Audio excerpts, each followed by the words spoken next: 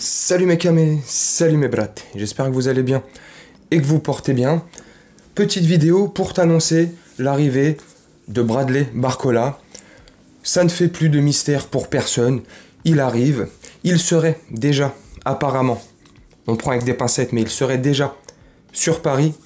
Il passerait sa visite médicale demain et signerait son contrat dans la foulée et donc serait officialisé dans l'après-midi. Bonne nouvelle ou pas, tu me dis en commentaire. On a déjà fait des vidéos, j'ai déjà fait des vidéos là-dessus, sur le sujet. Très bon joueur. Futur très prometteur. Français. Cool. Il a fait 6 bons mois à Lyon. 6 bons mois, c'est tout. Il est impliqué dans 20 buts et 20 passes décisives en tout. La saison dernière avec Lyon. C'est un très bon joueur qui peut jouer sur l'aile gauche, sur l'aile droite. Très remuant, très percutant, bref, on va pas refaire encore sa fiche technique, ses caractéristiques. Un très bon joueur. Je suis content qu'il arrive au Paris Saint-Germain. Il arrive pour un peu plus de 40 millions d'euros.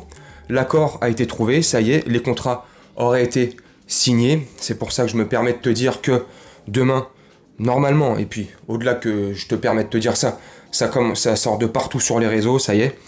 Il passe sa visite médicale demain et il signe son contrat demain. Contrat de 5 ans. Pour un peu plus de 40 millions d'euros pour l'Olympique Lyonnais. Franchement, c'est une bonne nouvelle. C'est une bonne nouvelle pour la rotation. Il va faire beaucoup de bien pour la rotation. Tu t'en doutes bien qu'on ne l'a pas pris pour être titulaire. Le PSG ne le prend pas pour être titulaire. Mise sur lui pour le futur. Il a un futur très prometteur. Franchement, s'il reste d'équerre tout droit, il continue sa progression, ça va le faire. Alors maintenant, est-ce que la marche, est-ce que le step est pas un peu trop haut pour lui? Passer de Lyon, 6 bons mois à Lyon, hein, et directement passer dans un grand club comme le Paris Saint-Germain, un club compliqué comme le Paris Saint-Germain, pour sa progression, est-ce que c'est le bon choix? Je ne sais pas, seul l'avenir nous le dira. Moi en tout cas, de ce que je peux te dire moi, de ce que je pense, c'est une très bonne nouvelle, comme je t'ai dit, pour la rotation, c'est très bien. Je pense que sous Luis Enrique, il pourra bien mûrir, prendre en maturité comme ça, dans son jeu, dans l'intelligence de son jeu. Il a déjà un QI football qui est pas mauvais, il est très altruiste, il est impliqué dans pas mal de passes décisives. Alors je vais pas te dire un chiffre exact parce que je l'ai pas en tête, mais il est impliqué, voilà, entre les passes décisives et les buts la saison dernière, comme je t'ai dit, il est impliqué dans 20 buts et passes décisives, donc c'est pas mal, très altruiste.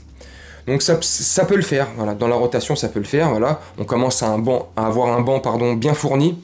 Il reste plus que l'arrivée de Randal Colomwani. Il faut que le Francfort, l'Eintracht Francfort arrête de faire sa tête de mule là et que ça se fasse. Après tu me diras, oui mais c'est Colomwani qui est en train de faire sa tête de mule, il fait la grève, ça c'est typiquement français. Bah ouais, mais faut se poser aussi la bonne question, pourquoi il réagit comme ça? Bah parce que peut-être que Francfort lui met à l'envers. Comme je t'avais dit dans une précédente vidéo, des accords avaient été trouvés entre les deux clubs.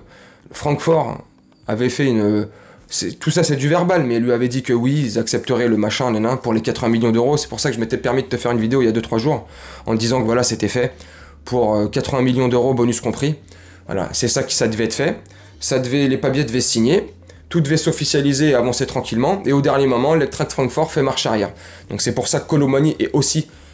c'est pour ça qu'il est énervé aussi, et qu'il fait grève, et qu'aujourd'hui, il est arrivé sur Paris, et qu'il a refusé d'aller s'entraîner avec Francfort, donc voilà. C'est pour ça aussi, tu vois. Il réagit pas comme ça parce que c'est un enfant pourri gâté. C'est parce qu'on lui fait des belles promesses et derrière... Enfin bref. Donc ça, c'est compliqué, mais...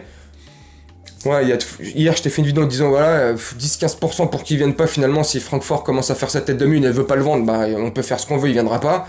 Donc voilà, voilà, certainement, d'après ce qu'on entend à droite et à gauche, ce qu'on peut lire par-ci et là, ils vont finir par le lâcher, donc je pense qu'il va arriver. Et puis voilà, je pense que le mercato sera bon. Il reste juste le départ de Marco Verratti au Qatar, et ce qui pourra peut-être aussi, son départ, accélérer aussi le fait de péter la clause de Dani Olmo, je ne sais pas. Je sais pas, j'en sais rien. Donc on verra bien. Mais en tout cas, Bradley Barcola, il est là. Tu me dis en commentaire ce que tu en penses. Moi, je vais te laisser là-dessus. C'était pour te faire part de cette information.